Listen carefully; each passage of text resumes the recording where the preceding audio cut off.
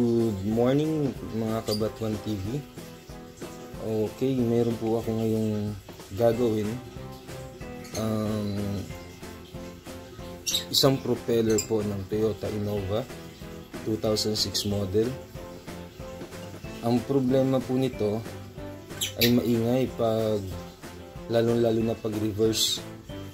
So lumalabas po yung ingay nito pag yung shifter po ninyo inilagay nyo sa reverse tapos dahan-dahan ng preno, dun po lumalabas yung ingay, as in maingay po talaga. Gawin nyo to guys kung sakaling nararanasan po ninyo to sa sarili nyo sasakyan, kahit anong model po, as long nasa hindi po related sa makina. Sa paghahanap po ng problema nito, kung sakaling naririnig nyo po yung ingay under chassis, humanap po kayo ng kasama para po siya yung mismong mag-ooperate ng clutch tsaka accelerator plus po yung shifter. Kailangan meron po kayong kasama na siya mismo nakaupo dun sa manibela. Pagkatapos po, kayo po yung pumunta sa ilalim. Ang gawin nyo po para magkasya kayo sa ilalim, lagyan nyo po ng dalawang jack sa likod. Kung front wheel, hindi naman po masyadong ganun kahirap kasi nasa harap naman. Pero kung sa likod naman po yung drive, so yun guys, no? Kung sakaling naririnig nyo po o nararanasan nyo ngayon na maingay po yung ilalim ng sasakyan, try nyo pong maghanap ng kasama yung pagkakatiwalaan nyo po sa manibela. Kasi mahirap po yung error dito kasi baka mamaya kayo po mismo maipit sa ilalim. So ang problema po talaga nito ay yung cross joint bearing na tinatawag. Ang symptoms na maririnig po ninyo pag nakaupo po kayo sa manibela at tumatakbo yung sasakyan ay either forward o backward. May maririnig po kayong lagisngis na tinatawag. Masakit sa tenga, lalo na pag hindi sanay. At huwag niyo na rin pong ipilit na itakbo ng malayo o kahit malapitan man lang kasi baka po kayo abutan talaga ng pagkapit ng mga bulitas ng bearing. So titigas po yun, sisirain po mismo yung, mas lalo po masisira, baka pati po yung transmission nyo madamay. So ito po, papakita ko po sa inyo kung paano magpalit. Ang hindi ko lang maipapakita sa video na to kung paano magtanggal. Pero mamaya po makikita ninyo paano naman magbalik. So, umpisahan ko na po. Model po nito, Toyota Innova 2006 model, diesel. Pero hindi ko familiar kung pare-pareho po ng bearing ang diesel at saka gasoline. So, ito po yung ito papakita po sa inyo yung sirang cross joint bearing. So ito po yung tinanggal namin. Ayan po. Mapapansin nyo po na tuyong-tuyo na, tapos yung grasa sa loob ay sunog. Dahil nga po habang bumabiyahe kami, naramdaman ko na po yun. Pagkatapos dahil nga po hindi naman po pwedeng itigil yung sasakyan dahil sa highway po kami. So itinuloy ko na lang po yung pag-drive hanggang sa makauwi. So after noon, hindi ko na po ginamit yung sasakyan. So ito po yung resulta noon. Ayan. Maitim na po yung bakal. Tapos sunog po talaga at the same time. Ayan po. Bumakat na po yung mismong mga ngipin ng bearing dito mismo sa body ng cross joint bearing. So kung pareho po tayo ng modelo ng sasakyan 2006 model, ito po yung replacement. Magandang klase po ito, Japan.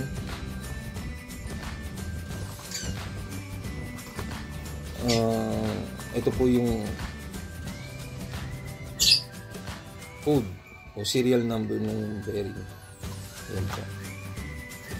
Baka sakaling makatulong po. So, ito guys,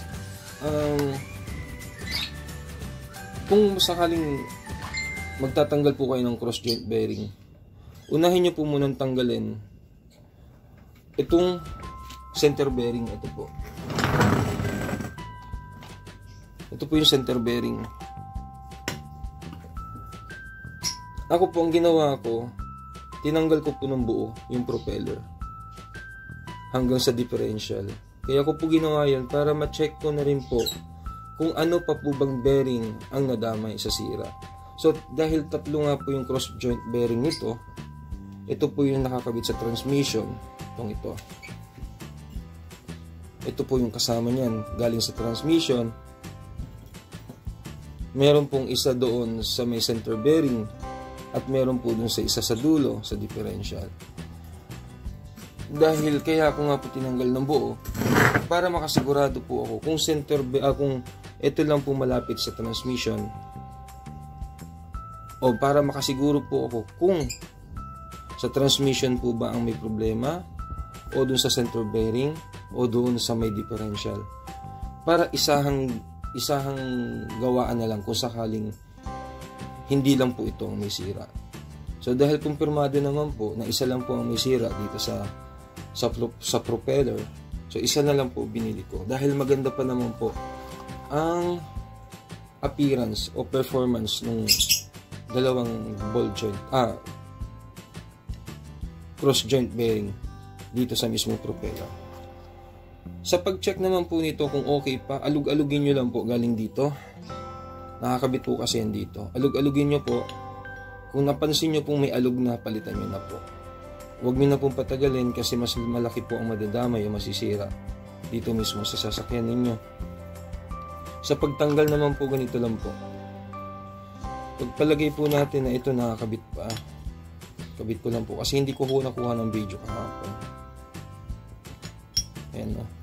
Kasi ganyan po ano yan, ang tsura. Kabilaan. Ganyan po.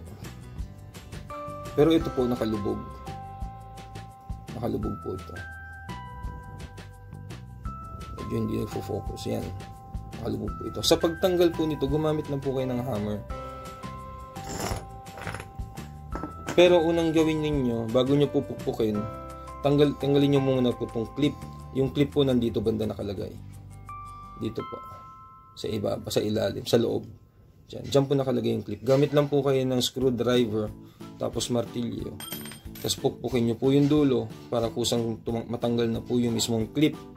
Pagkatapos po nun, ito po dahil flat ito, nakalubog, pukpukin nyo lang po ito ng may alalay na palo. Huwag po masyadong malakas ba kasi baka naman po ito ang mabasag. Mas mahirap pong i-repair ito. Machine shop na pong katapat. Dahil alalayan nyo lang po sa pagpukpuk.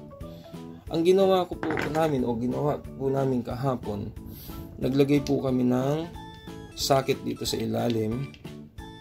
Ganyan. Tapos dinahandahan po namin ng pukpuk ito. Ito. Para unti-unti pong lalabas yung pinaka ulo ng cross joint bearing. Tapos po nung lumutang na po ito mismo yung ulo, gumamit po kami ng socket na medyo malaki. Yung kasyang-kasya po itong ulo ng center bearing, ng cross joint bearing. Pinatong po namin ng ganyan. Tapos hinawakan po namin yung kabilang dulo nito. Ganyan po. Ganyan ang hawak. Kung kasama pa po ito po kasama po ito at saka yun, ito po yung hawakan ninyo. Tapos paluin nyo po dito sa ibabaw para balanse po yung palo. Kasi kung dito lang po tayo lagi papalo, baka naman po ito mabubog. So ang ginawa po namin paraan, naglagay po kami nitong socket. Tapos dito po namin pinalo. Hanggang sa lumutang na po ito lahat. Itong part ng cross joint bearing. So, pag natanggal nyo na po naman itong isa, gawin nyo po yung kabila. So, ganun lang po hanggang matanggal na po ninyo lahat. So, ngayon naman po, ipapakita ko po sa inyo kung paano magkabit ng bagong cross joint bearing.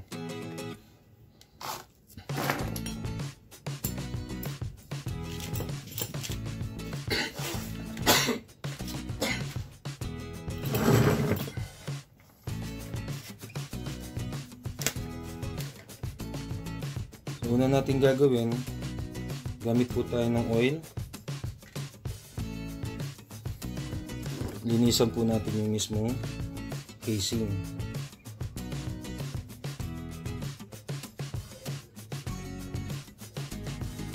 Kahit anong klaseng oil po pwede. So, lagyan natin ito ng oil para hindi po kayo mahirapan mamaya sa pagbalik. Hanggat maaari malinis para wala pong buhangin o dumi na nakakapit. Para hindi po lalong sumikip yung bagong bearing na ikakabit po ninyo.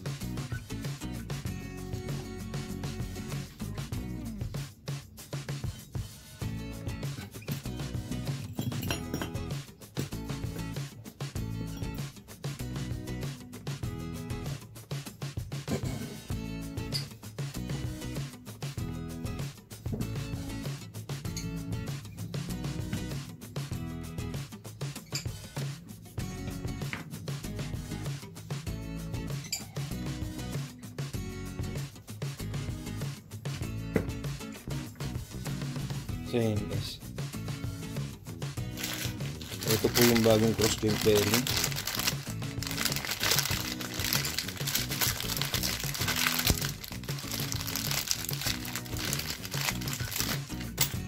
Ito po yun. Pag inalog nyo po yan, wala po talagang kaalog-alog. Tapos wag nyo pong kalimutan ikabit po dito yung cover. Meron po yung, hindi ko po kasi kabisado mga parts ng sasakyan guys. So etong sa akin DIY lang. May lagayan po kasi dito ng grease. Kung sakali mag-maintenance po kayo, pwede naman po kayo magdagdag ng grease. Importante meron po kayong grease gun.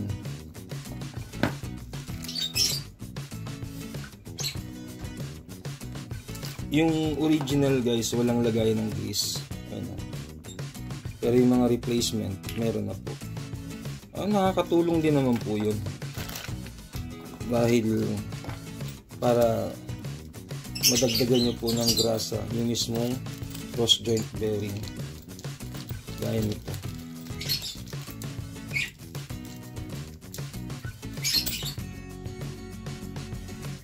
So i-cover nyo po ito dito. Ayan.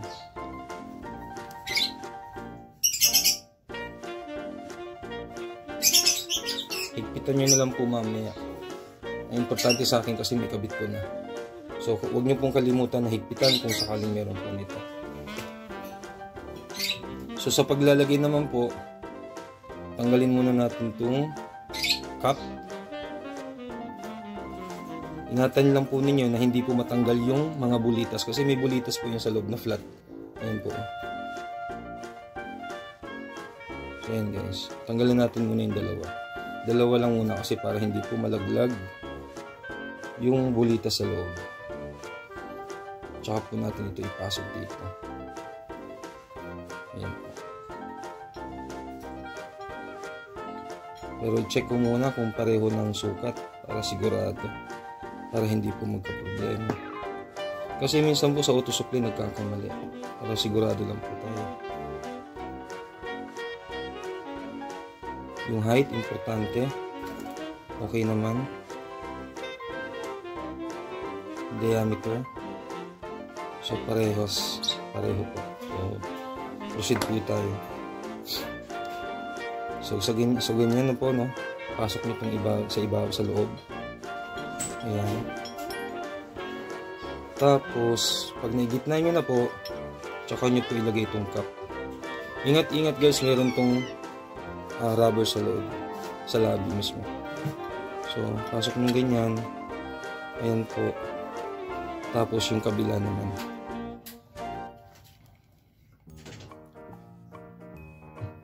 Kailangan po nakasentro ha. So ayan. Tapos dahan-dahan nyo pong pupukin ito. Ito po, sa ibabaw. Pagkabago, malambot talaga tanggalin po ito. Ay, ibalik. Hindi gaya po nung nakakabit na, ang hirap pong tanggalin. Ang hirap baklasin. Pero kailangan po lang talaga ng tiyaga. Yan po sa gustong mag-DIY.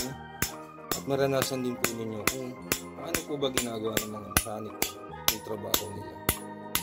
So, kailangan lang po pantay po o lapat nitong pinaka cap ng center ng cross joint bearing natin this tungkol mo sa housing. Kasi diyan po natin ilalagay yung clip.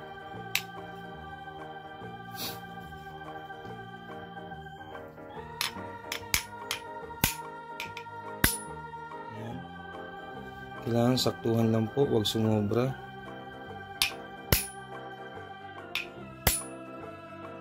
Ayan. Check natin yung kabila. Prepare na po natin tong clip. 4 po bali yan. Ayan po.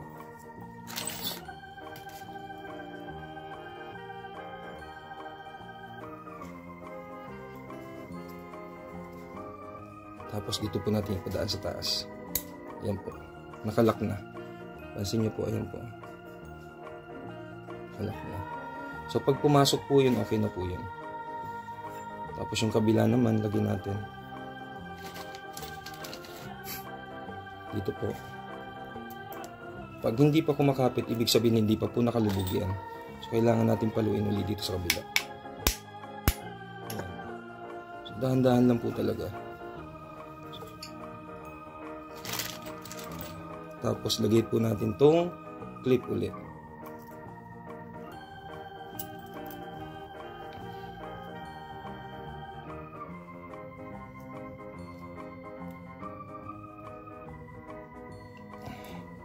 Ayaw pa pong pumasok.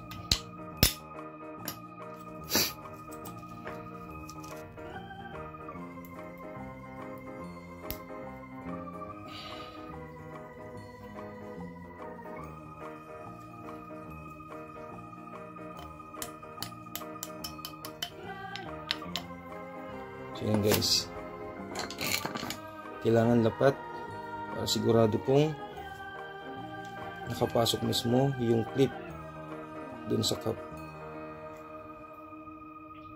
So gamitan ko na lang po ng screwdriver para lang po lumapat.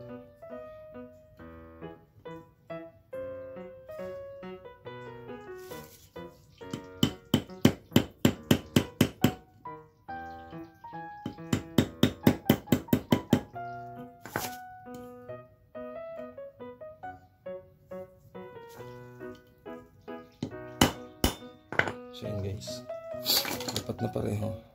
Ayan po guys, oh, maganit. Ibig sabihin good po yan. Hindi gaya nung tinanggal ko, pag inalog ko pong ganun, sobrang lakas po ng palo. So yun po yung nag-iingay.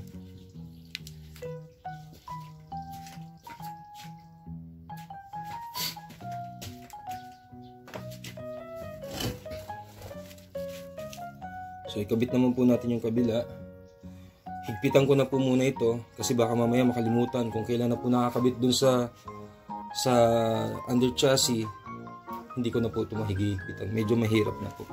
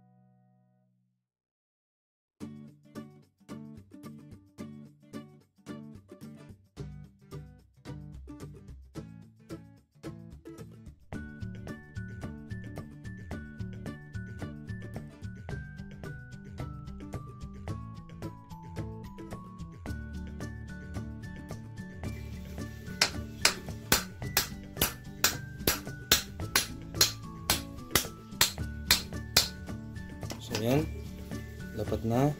Kabila naman.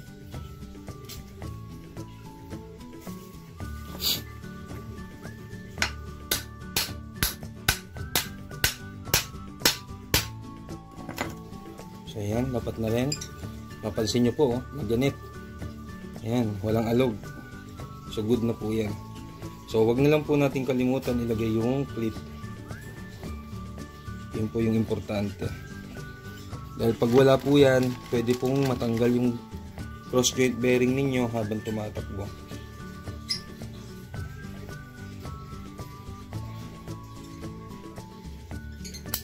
Yan.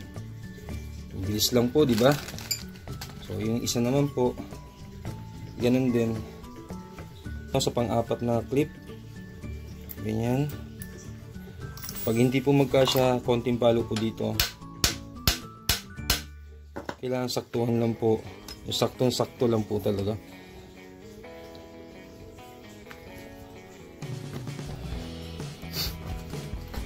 Naghahanap lang po ako ng pwesto na komportable.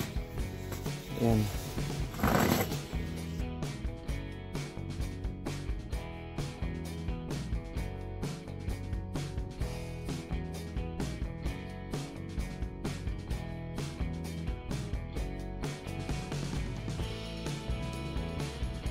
Ayan po, ganda yung play. So ngayon po, punta tayo sa labas. Dadalhin ko po muna ito doon, ihatid ko.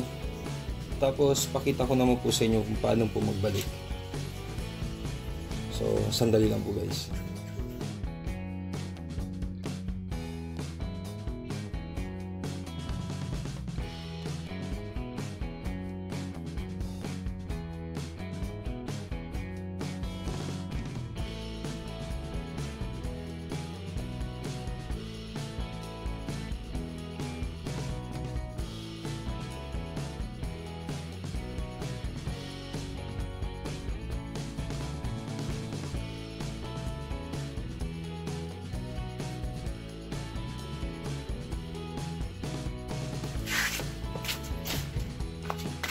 So ito pa guys, papaliwanag ko sa inyo isa-isa. Ito po yung sinabi ko sa inyo na gumamit po kayo ng dalawang jack sa ilalim.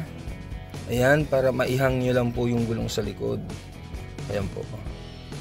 Yung left merong jack, yung right merong jack. Huwag nyo pong subukan na maglagay ng jack sa gitna. Para lang po safe. Ano po? Pwede naman pero mas maganda po dalawa jack ninyo. Kasi pag umakyat po kayo sa mismong Innova, tapos isa lang po yung jack sa gitna, na sumasalon dalawang gulong, unang-una hindi po yung balanse. Ano po, pagkatapos kung meron pong uupo sa taas dahil kailangan nyo ng mag-a-assist, baka gumewang. Ano po, so baka mamaya lumapat yung isang gulong ay either left o yung right. So delikado po yun, iigkas po yun, aabante po yung sasakyan ninyo. So para safe, dalawang jack po ang gamitin ninyo para pareho pong nakahang. Kahit sumayaw pa po yung kasama nyo sa taas, wala pong problema. Tandaan po, lagyan po ng kalang lagi ang gulong pag nakaangat po ang gulong sa likod. Yun lang po. So lipat po natin to.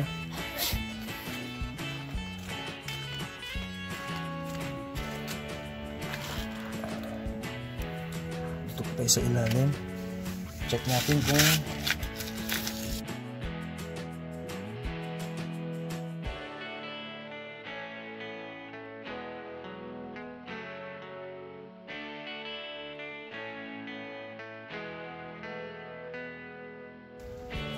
so yun guys, no? Medyo masikip lang talaga. So yan, nakikita nyo po ba? May basahan, tinakpan ko po ng basahan yan para yung langis hindi po tumulok. Ito po guys, huwag nyo pong gagayahin yung ginawa ko, kaya po may takip yan pala. So guys, ito no, tip na lang po, number 1. Pag natanggal nyo na po yung propeller dito sa ilalim, huwag nyo pong subukan paandarin. Matatapon po yung langis nito. Gaya nito, automatic. So, hindi ko po namalayan, tumatagas na po yung langis. Buti na lang, meron po akong spare na ETF. So, pwede ko pong dagdagan. Pwede po akong mag-refill. So, 1 litro lang po yun. Pwede na rin naman kasi sa tansya ko, mga 2 litro yung nabawas. So, mamaya, pag nakabit ko na po yung propeller, yung mismong ATF, magdadagdag po ako ng 2 litro. Para sigurado naman po. Meron naman po yung dipstick. So makikita nyo po doon kung nasaan po yung level ng ETF ninyo. So tanggalin po natin to. Ayan, ingatan po ninyo na yung mismong oil seal na nandito hindi po magsugatan para hindi po kayo mapagastos. So mapapansin nyo po, ito po yung itsura niyan. Ayan po. So ilawan ko para medyo maliwanag.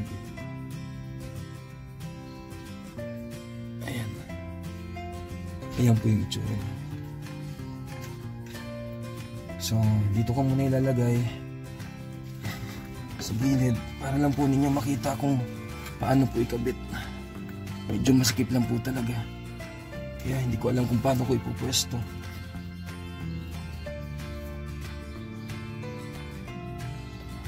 Ayan po.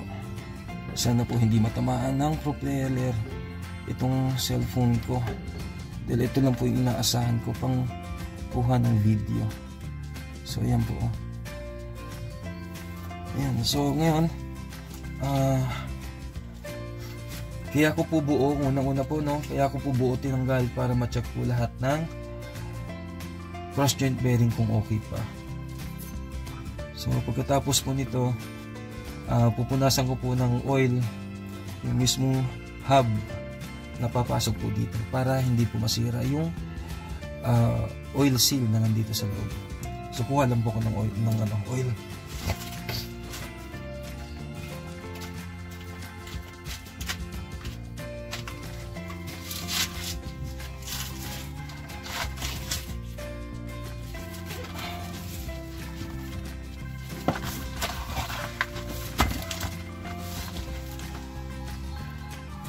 So dito guys, talagang kailangan mo ng pasensya dahil masikip talaga. Ewan ko kung kakayanin kong magkabit nito mag-isa.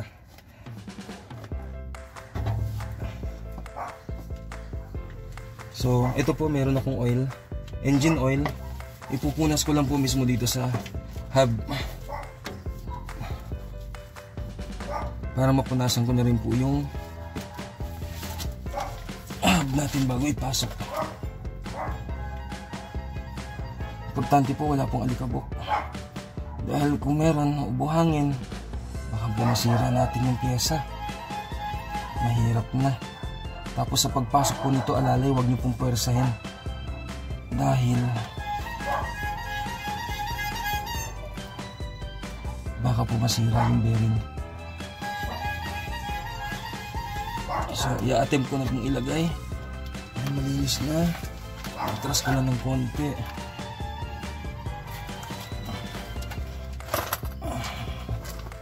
Para ako nagbubuhat ng barbell guys, in position ko, nakahiga.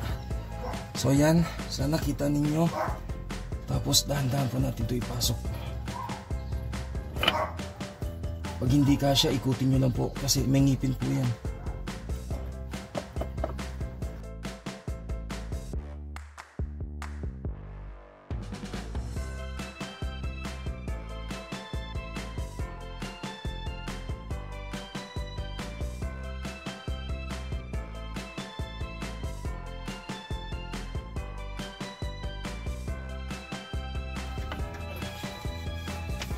Ayun, pumasok na guys. Swerte, ayan. Bigat. So pahinga muna guys. Mabigat.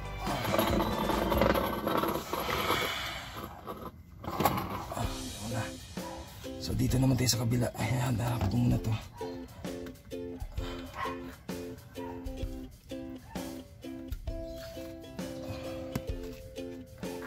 Ayan guys, masikip. Wala akong pwestuhan.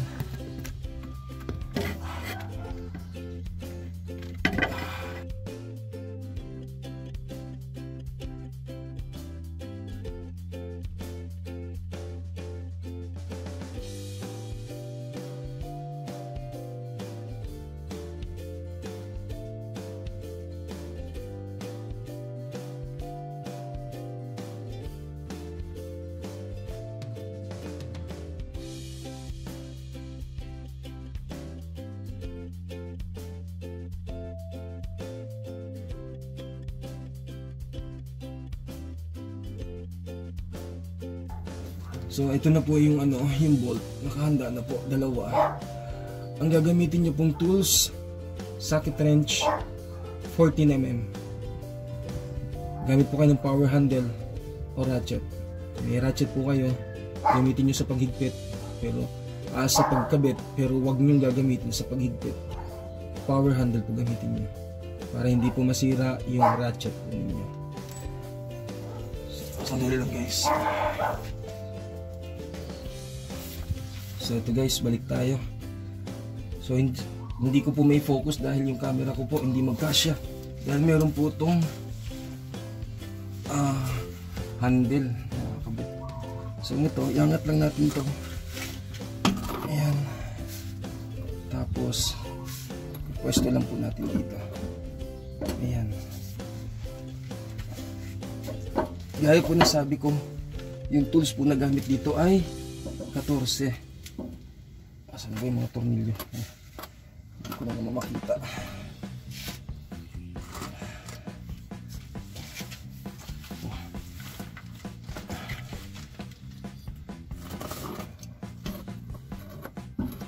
So yun guys, may mga marka naman po ng tornilyo yan para hindi po ma-disalign. Tandaan nyo lang po kung saan yung ganda kinabit, saan tatama po yung marka. Kasi mas maganda po kasi kung naka-align. So yun, nakabit ko na yung isa, pwede ko nang bitawan. Siguraduhin nyo po na nakakabit bago nyo bitawan dahil baka malaglag sa ulo ninyo o sa mukha ninyo. Mas konting pahinga. Since nandito na rin naman po kayo sa ilalim, i-check nyo na rin po yung mga rubber dito sa ilalim kung may biyak na. Kasi kung may biyak na, palitan nyo na po unti-unti. Gaya nung transmission support, tignan nyo po kung may crack. Since nandito naman kayo sa ilalim. Tapos yung engine support, i-check nyo na rin po kung may crack. Yan po yung mga importante. Yung stabilizer ninyo, check nyo na rin. Hayaan nyo po kung sakaling magpapalit po ako ng stabilizer, gagawin ko po ng video para may turo ko po sa inyo. So guys tandaan nyo po, ako po ay hindi mekaniko, nagdi-DIY lang po ako. Pero meron po akong karanasan sa pagmimekaniko kasi yung tatay ko po ay dati pong mekaniko. So kahit pa paano, familiar po ako sa parts, sa mga itsura ng parts, pero hindi na po ako familiar sa pangalan ng mga piyesa. Nalalaman ko na lang po yung pangalan ng piyesa pagka ako na po mismo actual na gumagawa. Kasi nung kabataan ko po, sa totoo lang, hindi po ako interesado sa trabaho ng mga mekaniko.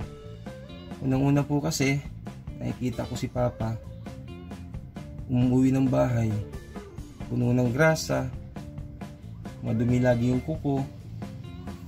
So yun po yung tumandim sa isip ko, kaya hindi po talaga ako dun. Kumbaga hindi ko po namana yung pagiging magaling niya sa makina. So ngayon po, dahil ito na,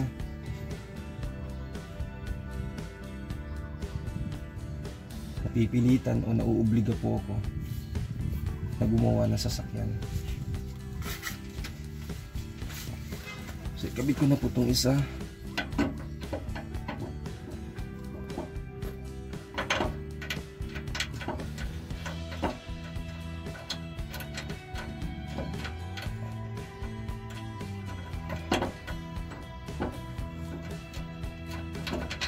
Hindi kabit guys, mabigat. Nilapat.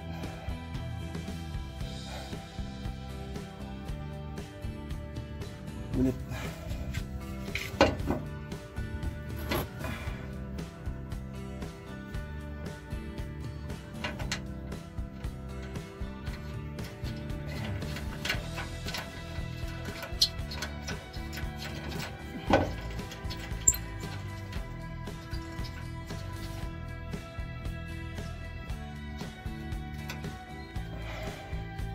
So yun guys, nagkabit na po yung isa. So kailangan balansihin lang natin yan. Yan. Tapos gamit po tayo ng ratchet o power handle.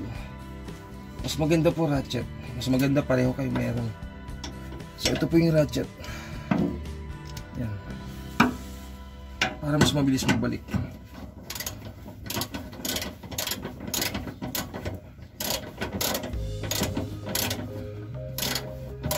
Ito guys, dahil isa lang ang pinalitan ko, hindi na po kataka-taka na dadating po ang panahon na may bibigay po ditong isa. So yun po ang paghahandaan ko, na in case po na may bumigay, papalitan ko na po na sabay yung dalawa, kasi bago naman po yung isa eh. Tatlo po kasi ito.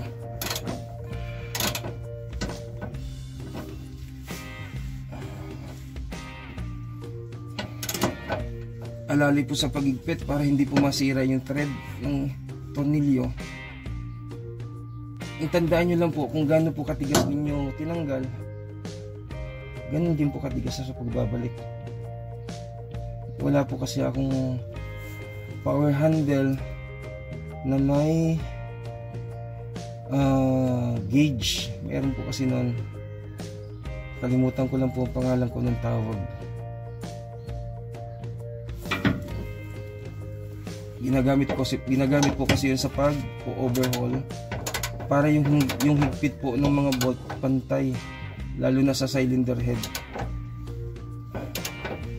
Guys, wag po kayong mag-alinlangan maghigpit, kasi importante po talaga ito na mahigpit, lalo na sa ilalim. Importante po na habang tumatakbo hindi po malalaglag yung tornilyo o luluwag, kasi pag lumuwag po yan, malalaglag po yung propeller ninyo. Mas delikado po yan. So magpapalit po ako ng power handle para sigurado po ako na mahigpit, kasi mahirap po maghigpit pag maigsi yung tools. So gamit ko power handle kasi mahaba-haba. Ito naman po yung power handle. Yan.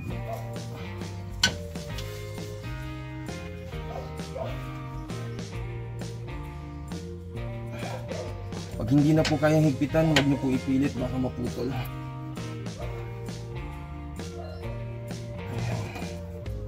Okay na po yan, yung isa naman.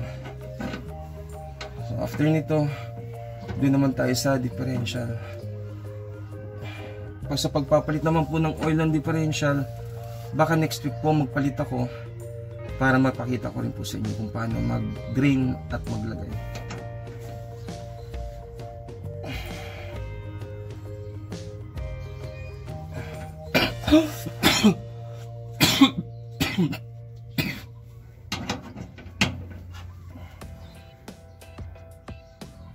Ayan. So, pareho na mahigpit guys. Dito naman tayo sa kabila. Sa differential naman po tayo. Pahinga lang ng konti guys dahil nakakangawit. Hanapan ko pa ng magandang pwesto.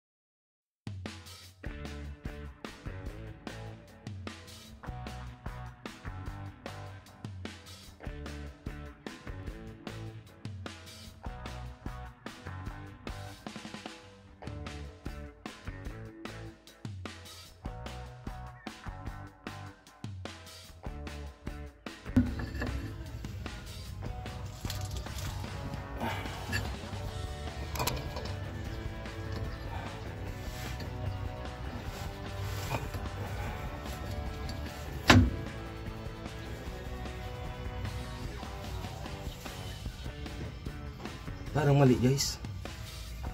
Dapat hindi ko muna ikinabit yung doon sa center bearing. Kasi po, hindi nyo na po ito malalaro. Ibig ko sabihin, hindi na kayo makakapag-atras abante para maipasok to dito.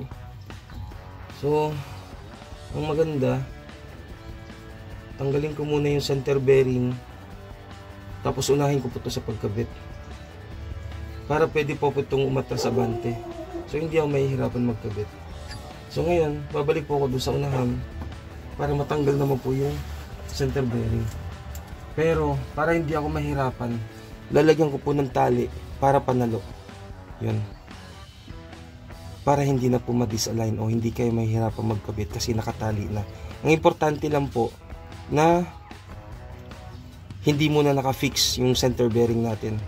Para may pasok naman po natin yung dito sa may differential yung cross joint bearing na nasa hulihan. So, iwan ko po kayo muna. Lilipat po ako doon para tanggalin ko po yung bolt na nilagay ko sa center bearing. Tapos sasaluin ko po ng tali. So, dyan po muna kayo.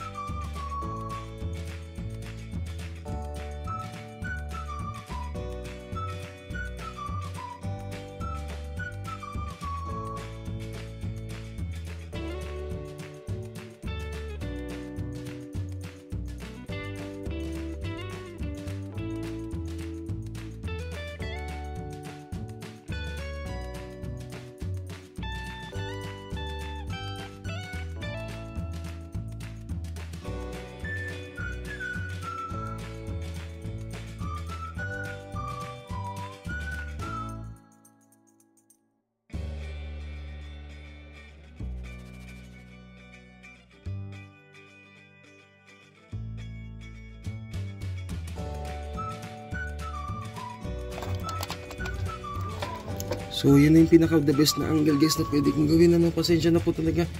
At ako'y nahihirapan na rin. Gusto ko lang po kasi i-share sa inyo.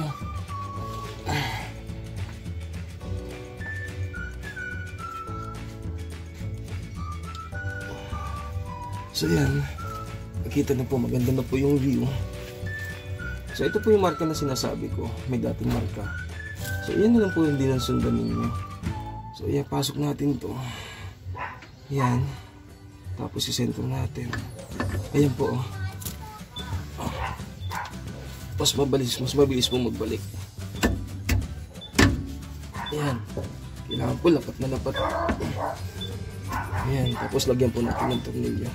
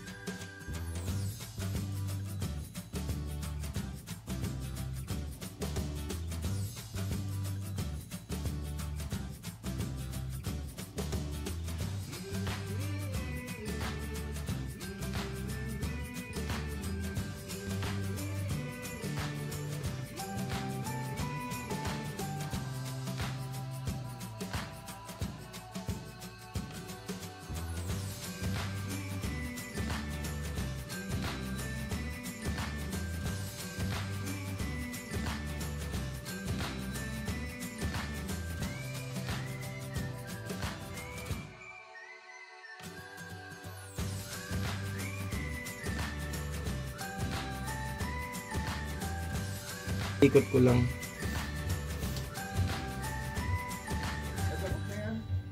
Second down. Dinakot na ni ano. Oo.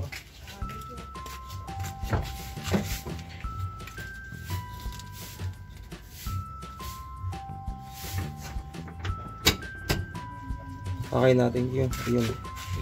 So yun guys, para maikot nyo to, hanap po kayo ng kasama tapos ilagay nyo sa neutral. Sa mga hindi pa po nakakaalam, sa mga hindi pa po masyadong gamay ang Innova, meron po yung pindutan pag naka-off yung makina. pindutin nyo lang po yung button dun sa may tabi ng shifter. Pag pindot nyo po nun, para maikot nyo po itong differential, itong propeller, ilagay nyo po sa neutral. Sa manual, mas madaling maglagay sa neutral, apakan nyo lang po yung clutch. Sa automatic naman po, meron pong pindutan dun sa tabi ng shifter. Pindutin nyo po yon para may lagay nyo po sa neutral yung shifter. So para ito po, free wheel, pwede nyo ikutin. Ayan.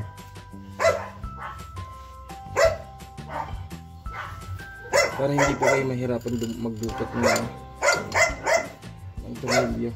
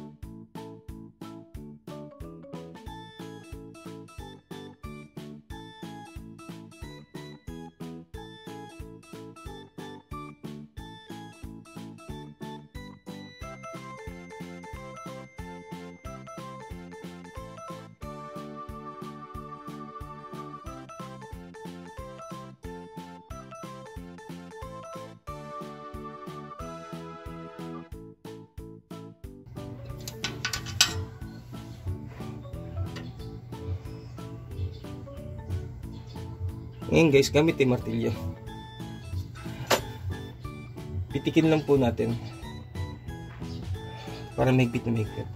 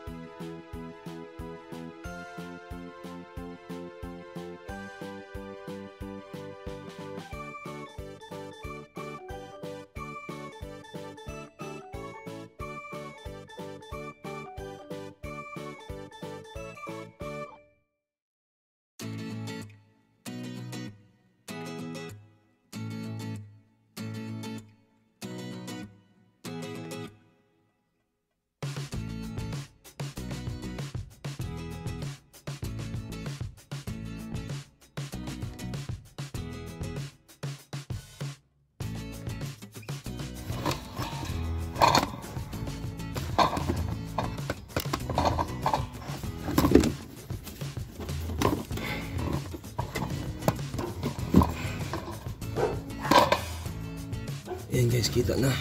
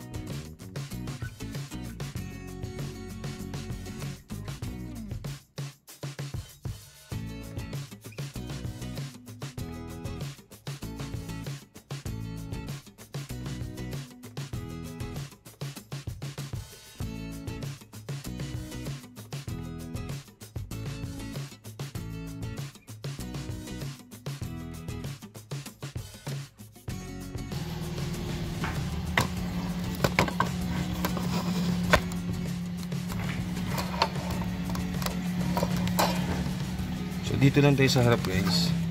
Tapos dito tayo sa dipstick na yan. Diyan. Diyan po tayo magdadagdag ng ATF.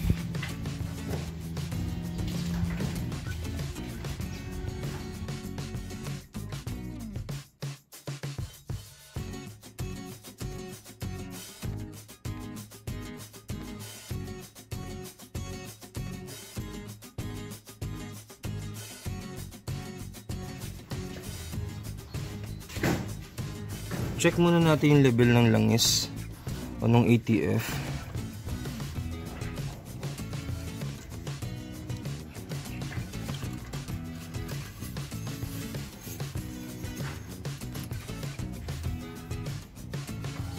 So, okay pa naman guys. Tutuusin, lampas-lampas pa nga eh.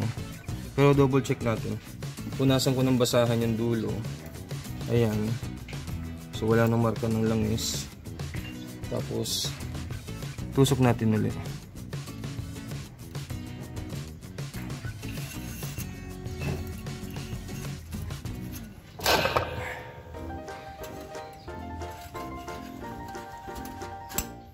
Tapos silain natin ulit.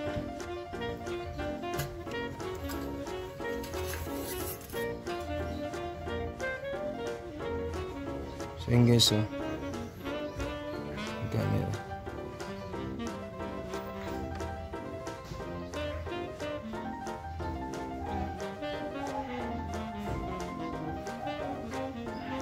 So mababa na yung level ano. So dagdag tayo. Mamaya magdadagdag pa ako ng 1 litro kasi tawag nito. 1 litro lang po kasi meron ako. Yan po, nakalagay automatic transmission fluid. So yan po ang ginagamit. Since mawala po itong ano, since medyo mahirap po ito kargahan, ang gagawin natin, gagamit po tayo ng imbudo. Improvise lang po ito.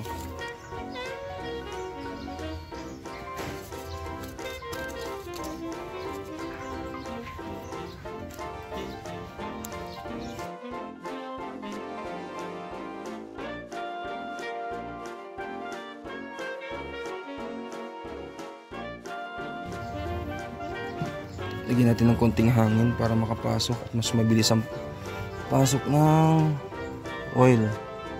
Ayan.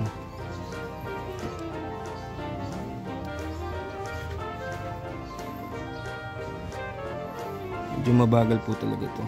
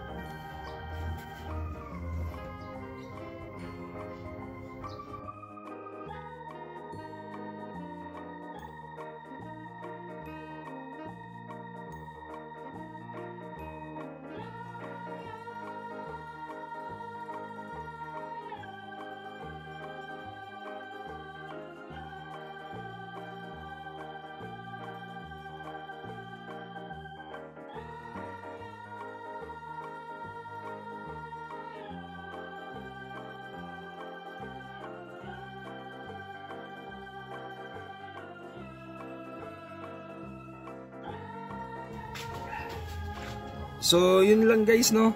Sana may natutunan po kayo. Sana maging guide po ninyo sa pag-DIY, sa pagpapalit po ng cross joint bearing. So maraming salamat po. Kung napanood nyo po yung video ng buo, maraming salamat po. Hayaan nyo po, kung sakaling may panibago na po akong papalitan dito sa Innova, gagawan ko po ng video para may upload. Sana po nakatulong. Sa mga nakasubscribe, maraming salamat po.